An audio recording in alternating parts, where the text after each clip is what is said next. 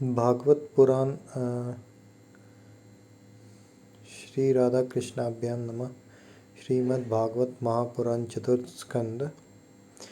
ओम नमो भगवते वासुदेवाय। श्रीमद् भागवत महापुराण चतुर्थ स्कंद। पहला अध्याय। स्वयंभुव मनु की कन्याओं के वंश का वर्णन।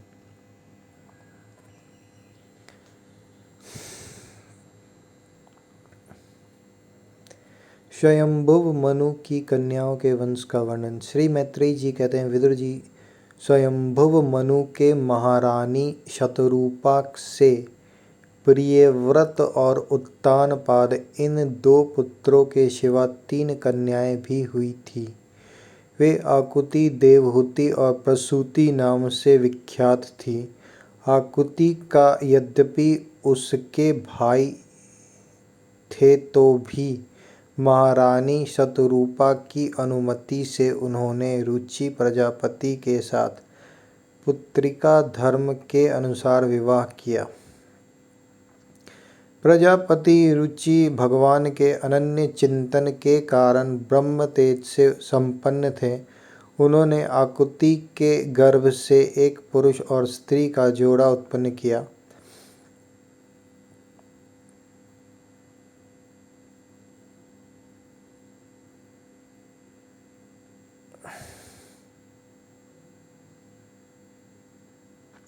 उनमें जो पुरुष था वह साक्षात यज्ञ स्वरूपधारी भगवान विष्णु थे, और जो स्त्री थी वह भगवान से कभी अलग न रहने वाली लक्ष्मी जी की अंश रूपा दक्षिणा थी।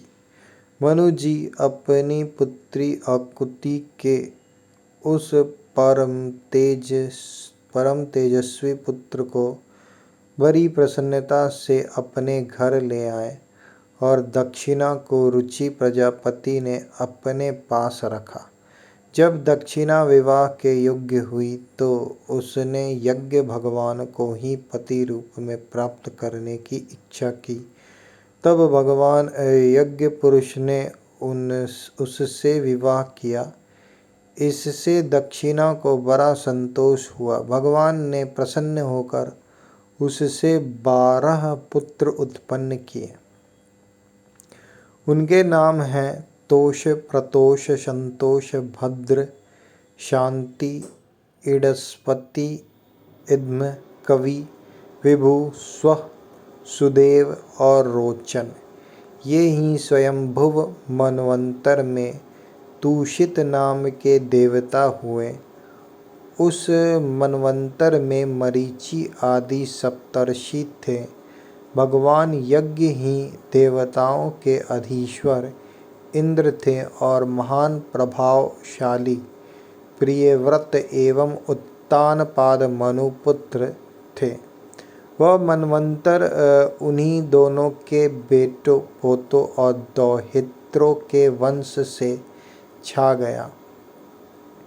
प्यारे विदुर जी, मनु जी ने अपनी दूसरी कन्या देवहूति कर्दम जी को ब्याही थी। उसके संबंध की प्रायः सभी बातें तुम मुझसे सुन चुके हो। भगवान मनु ने अपनी तीसरी कन्या प्रसूति का विवाह ब्रह्मा जी के पुत्र दक्ष प्रजापति से किया था। उसकी विशाल वंश परंपरा तो सारी त्रिलोकी में फैली हुई है। मैं कर्दम जी की 9 कन्याओं का, जो 9 ब्रह्मर्षियों से ब्याही गई थी, पहले ही वर्णन कर चुका हूँ। अब उनकी वंश परंपरा का वर्णन करता हूँ, सुनो।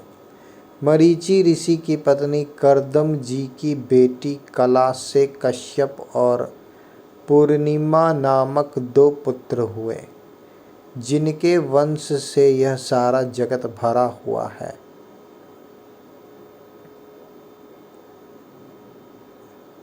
मरीचि ऋषि की पत्नी कर्दम जी की बेटी कला से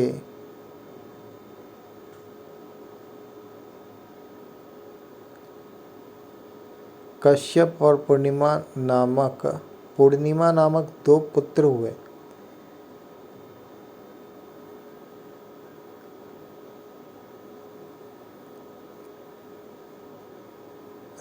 जिनके वंश से यह सारा जगत भरा हुआ है। शत्रुतापन विदुर जी, पूर्णिमा के विरज और विश्वज्ञ नाम के 2 पुत्र तथा देवकुल्या नाम की एक कन्या हुई। यही दूसरे जन्म में श्री हरि के चरणों के धोवन से देव नदी गंगा के रूप में प्रकट हुई। यही दूसरे जन्म में श्री हरि के चरणों के धोवन से देव नदी गंगा के रूप में प्रकट हुई। अत्रि की पत्नी अनसुईया से दत्तात्रेय, दुर्वासा और चंद्रमा नाम के 3 परम यशस्वी पुत्र हुए। ये क्रमशः भगवान विष्णु, शंकर और ब्रह्मा के अंश से उत्पन्न हुए थे। पुत्रिका धर्म के अनुसार किए जाने वाले विवाह में यह शर्त होती है कि कन्या के जो पहला पुत्र होगा उसे कन्या के पिता ले लेंगे।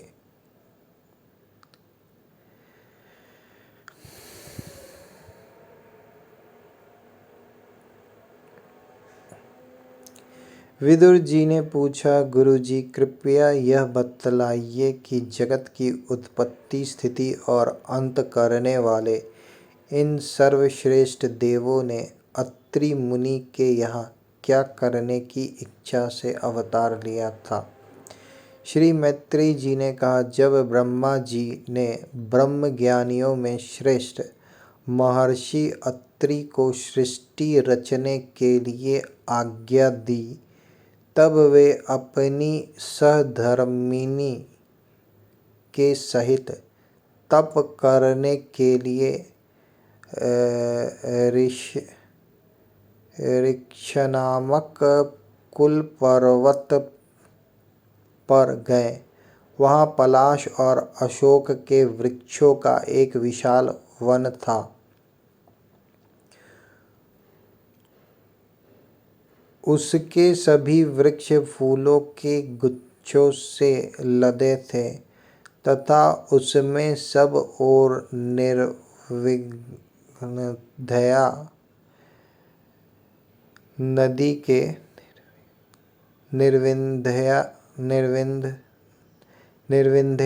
नदी के जल की कलकल ध्वनि गूंजती रहती थी। उस वन में वे मुनि श्रेष्ठ प्राणायाम के द्वारा चित्त को वश में करके 100 वर्ष तक केवल वायु पीकर सर्दी, गर्मी आदि द्वंद्वों की कुछ भी परवाह न कर एक ही पैर से खड़े रहे। उस समय वे मन ही मन यही प्रार्थना करते थे कि जो कोई संपूर्ण जगत के ईश्वर हैं, मैं उनकी शरण में हूँ। वे मुझे अपने ही समान संतान प्रदान करें। तब यह देख कर कि प्राणायाम रूपी ईंधन से प्रज्वलित हुई अत्रि मुनि का तेज उनके मस्तक से निकलकर तीनों लोकों को तपा रहा है, ब्रह्मा, विष्णु और महादेव तीनों जगतपति उनके आश्रम पर आए। उस समय अप्सरा, मुनि, गंधर्व, सिद्ध, विद्याधर और नाग उनका श्रेयस गा रहे थे। उन तीनों का एक ही साथ प्रादुर्भाव होने से अत्रि मुनि का अंतःकरण प्रकाशित हो उठा। उन्होंने एक पैर से खड़े खड़े ही उन देवों को देखा और फिर पृथ्वी पर दंड के समान लौटकर प्रणाम करने के अनंतर अर्ध पुष्पादि पूजन की सामग्री हाथ में ले उनकी पूजा की। वे तीनों अपने अपने वाहन हंस, गरुड़ और बैल पर चढ़े हुए तथा अपने कमंडलू चक्र त्रिशूलादि चिन्हों से सुशोभित थे। उनकी आंखों से कृपा की वर्षा हो रही थी। उनके मुख पर मंद हास्य की रेखा थी जिससे उनकी प्रसन्नता झलक रही थी। उनके तेज से चौधिया कर मुनिवर ने अपनी आंखें मूंद ली। वे चित्त को उन्हीं की ओर लगाकर हाथ जोड़ अति मधुर और सुंदर भावपूर्ण वचनों में लोक में सबसे बड़े उन तीनों देवों की स्तुति करने लगे। अत्रि मुनि ने कहा, भगवान, प्रत्येक कल्प के आरंभ में जगत की उत्पत्ति, स्थिति और लय के लिए जो माया के सत्वादि तीनों गुणों का विभाग करके भिन्न भिन्न शरीर धारण करते हैं, वे ब्रह्मा, विष्णु और महादेव आप ही हैं। मैं आपको प्रणाम करता हूँ। कहिए, मैंने जिनको बुलाया था आप में से वे कौन महानुभाव हैं? क्योंकि मैंने तो संतान प्राप्ति की इच्छा से केवल एक सुरेश्वर भगवान का ही चिंतन किया था। फिर आप तीनों ने यहाँ पधारने की कृपा कैसे की? आप लोगों तक तो देहधारियों के मन की भी गति नहीं है, इसलिए मुझे बड़ा आश्चर्य हो रहा है। आप लोग कृपा करके मुझे इसका रहस्य बतलाइए। श्री मैत्रेयी जी कहते हैं, समर्थ विदुर जी, अत्रि मुनि के वचन सुनकर वे तीनों देव हंसे और उनसे सुमधुर वाणी में कहने लगे। देवताओं ने कहा, ब्राह्मण, तुम सत्य संकल्प हो, अतः तुमने जैसा संकल्प किया था वही होना चाहिए, उससे विपरीत कैसे हो सकता था? तुम जिस जगदीश्वर का ध्यान करते थे वह हम तीनों ही हैं। प्रिय महर्षि, तुम्हारा कल्याण हो। तुम्हारे यहाँ हमारे ही अंश स्वरूप 3 जगद्विख्यात पुत्र उत्पन्न होंगे और तुम्हारे सुंदर यश का विस्तार करेंगे। उन्हें इस प्रकार अभिष्ट वर देकर तथा पति पत्नी दोनों से भली भांति पूजित होकर उनके देखते ही देखते वे तीनों सुरेश्वर अपने अपने लोकों को चले गए। ब्रह्मा जी के अंश से चंद्रमा, विष्णु के अंश से योगवेत्ता दत्तात्रेय जी और महादेव जी के अंश से दुर्वासा ऋषि अत्रि के पुत्र रूप में प्रकट हुए। ब्रह्मा जी के अंश से चंद्रमा, विष्णु के अंश से योगवेत्ता दत्तात्रेय जी और महादेव जी के अंश से दुर्वासा ऋषि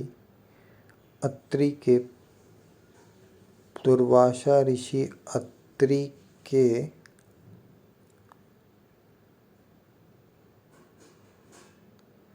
पुत्र के रूप में प्रकट हुए। अब अंगिरा ऋषि की संतानों का वर्णन सुनो। अंगिरा की पत्नी श्रद्धा ने शिन्नी, वाली, कुहू, राका और अनुमति इन 4 कन्याओं को जन्म दिया। इनके सिवा उनके साक्षात भगवान उत्तथ्य जी और ब्रह्मनिष्ठ बृहस्पति जी ये 2 पुत्र भी हुए, जो स्वरोचिष मनवंतर में विख्यात हुए। पुलस्त जी के उनकी पत्नी हविर्भूषे, महर्षि अगस्त्य और महातपस्वी विश्रवा ये 2 पुत्र हुए। इनके अगस्त्य जी दूसरे जन्म में जठराग्नि हुए। विश्रवा मुनि के इड़विड़ा के गर्भ से यक्षराज कुबेर का जन्म हुआ और उनकी दूसरी पत्नी केशिनी से रावण, कुंभकर्ण, एवं विभीषण उत्पन्न हुए। महामते महर्षि पुलह की स्त्री परम साध्वी गति से कर्मश्रेष्ठ वीर्यान और सहिष्णु ये 3 पुत्र उत्पन्न हुए। इसी प्रकार क्रतु की पत्नी क्रिया ने ब्रह्म तेज से देदीप्यमान वालखिल्यादि 60,000 ऋषियों को जन्म दिया। शत्रुतापन विदुर जी वशिष्ठ जी की पत्नी ऊर्जा अरुंधति से चित्रकेतु आदि 7 विशुद्ध चित्त ब्रह्म ऋषियों का जन्म हुआ। उनके नाम चित्रकेतु, सुरोचि, विरजा, मित्र, उल्वन, वसुध, भिग्धान और द्युमान थे। इनके सिवा उनकी दूसरी पत्नी से शक्ति आदि और भी कई पुत्र हुए। अथर्वा मुनि की पत्नी चित्ती ने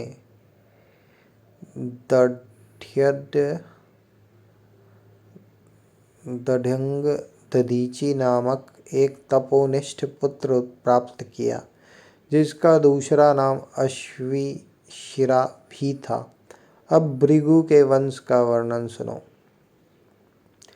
महाभाग भृगु जी ने अपनी भार्या ख्याति से धाता और विधाता नामक पुत्र तथा श्री नाम की एक भगवत परायणा कन्या उत्पन्न की। मेरु ऋषि ने अपनी आयाति और नियति नाम की कन्याएं क्रमशः धाता और विधाता को ब्याही। उनसे उनके मृकंड और प्राण नामक पुत्र हुए। उनमें से मृकंड के मार्कंडेय और प्राण के मुनीश्वर वेद शिरा का जन्म हुआ। भृगु जी के एक कवि नामक पुत्र भी थे। उनके भगवान उशना शुक्राचार्य हुए। विदुर जी इन सब मुनीश्वरों ने भी संतान उत्पन्न करके सृष्टि का विस्तार किया। इस प्रकार मैंने तुम्हें यह कर्दम जी के दौहित्रों की संतान का वर्णन सुनाया। जो पुरुष इसे श्रद्धापूर्वक सुनता है उसके पापों को यह तत्काल नष्ट कर देता है। ब्रह्मा जी के पुत्र दक्ष प्रजापति ने मनुनंदिनी प्रसूति से विवाह किया। उससे उन्होंने सुंदर नेत्रों वाली 16 कन्याएं उत्पन्न की। भगवान दक्ष उनमें से 13 धर्मों को, एक अग्नि को, एक समस्त पितृगण को और एक संसार का संहार करने वाले तथा जन्म मृत्यु से छुड़ाने वाले भगवान शंकर को दी। श्रद्धा, मैत्री, दया, शांति, तुष्टि, पुष्टि, क्रिया, उन्नति, बुद्धि, मेधा, तितिक्षा और मूर्ति ये धर्म की पत्नियां हैं। इनमें से श्रद्धा ने शुभ, मैत्री ने प्रसाद, दया ने अभय, शांति ने सुख, तुष्टि ने मोद और पुष्टि ने अहंकार को जन्म दिया। क्रिया ने योग, उन्नति ने दर्प, बुद्धि ने अर्थ, मेधा ने स्मृति, तितिक्षा ने क्षेम और हिम लज्जा ने प्रक्षय, विनय नामक पुत्र उत्पन्न किया। समस्त गुणों की खान मूर्ति देवी ने नर नारायण ऋषियों को जन्म दिया। इनका जन्म होने पर इस संपूर्ण विश्व ने आनंदित होकर प्रसन्नता प्रकट की। उस समय लोगों के मन, दिशाएं, वायु, नदी और पर्वत सभी में प्रसन्नता छा गई। आकाश में मांगलिक बाजे बजने लगे। देवता लोग फूलों की वर्षा करने लगे। मुनि प्रसन्न होकर स्तुति करने लगे। गंधर्व और किन्नर गाने लगे। अप्सराएं नाचने लगी। इस प्रकार उस समय बड़ा ही आनंद मंगल हुआ तथा ब्रह्मादि समस्त देवता श्रोताओं द्वारा भगवान की स्तुति करने लगे। देवताओं ने कहा, जिस प्रकार आकाश में तरह तरह के रूपों की कल्पना कर ली जाती है, उसी प्रकार जिन्होंने अपनी माया के द्वारा अपने ही स्वरूप के अंदर इस संसार की रचना की है और अपने उस स्वरूप को प्रकाशित करने के लिए इस समय इस ऋषि विग्रह के साथ धर्म के घर में अपने आप को प्रकट किया है, उन परम पुरुष को हमारा नमस्कार है, जिनके तत्व का शास्त्र के आधार पर हम लोग केवल अनुमान ही करते हैं, प्रत्यक्ष नहीं कर पाते। उन्हीं भगवान ने देवताओं को संसार की मर्यादा में किसी प्रकार की गड़बड़ी न हो इसलिए सत्वगुण से उत्पन्न किया है। अब वे अपने करुणामय नेत्रों से जो समस्त शोभा और सौंदर्य के निवास स्थान निर्मल दिव्य कमल को भी नीचा दिखाने वाले हैं, हमारी ओर निहारे। प्यारे विदुर जी, प्रभु का साक्षात दर्शन पाकर देवताओं ने उनकी इस प्रकार स्तुति और पूजा की। तदंतर भगवान नर नारायण दोनों गंधमादन पर्वत पर चले गए। भगवान श्री हरि के अंशभूत वे नर नारायण ही इस समय पृथ्वी का भार उतारने के लिए यदुकुल भूषण श्री कृष्ण और उन्हीं के सरीखे श्याम वर्ण कुरुकुल तिलक अर्जुन के रूप में अवतीर्ण हुए।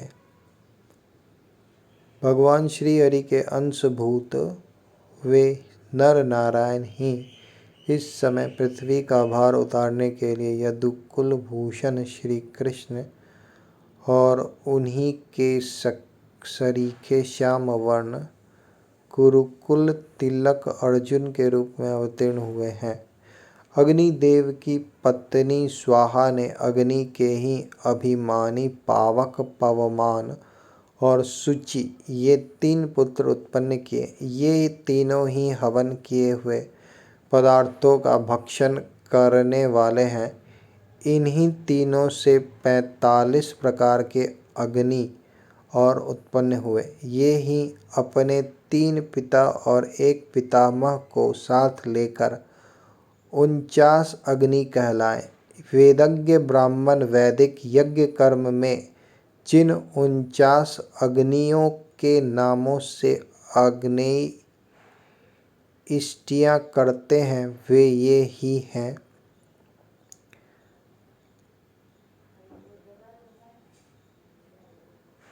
अग्निष्ठा बहिर्षद सोमप आज्यप ये पितर हैं। इनमें साग्निक भी हैं और निराग्निक भी। इन सब पितरों की पत्नी दक्ष कुमारी स्वधा है। इन पितरों से स्वधा के धारिणी और वयुना नाम की 2 कन्याएं हुईं। वे दोनों ही ज्ञान विज्ञान में पारंगत और ब्रह्म ज्ञान का उपदेश करने वाली हुई। महादेव जी की पत्नी सती थी। वे सब प्रकार से अपने पति देव की सेवा में संलग्न रहने वाली थी, किंतु उनके अपने गुण और शील के अनुरूप कोई पुत्र नहीं हुआ, क्योंकि सती के पिता दक्ष ने बिना ही किसी अपराध के भगवान शिव के प्रतिकूल आचरण किया था। इसलिए सती ने युवावस्था में ही क्रोधवश योग के द्वारा स्वयं ही अपने शरीर का त्याग कर दिया था।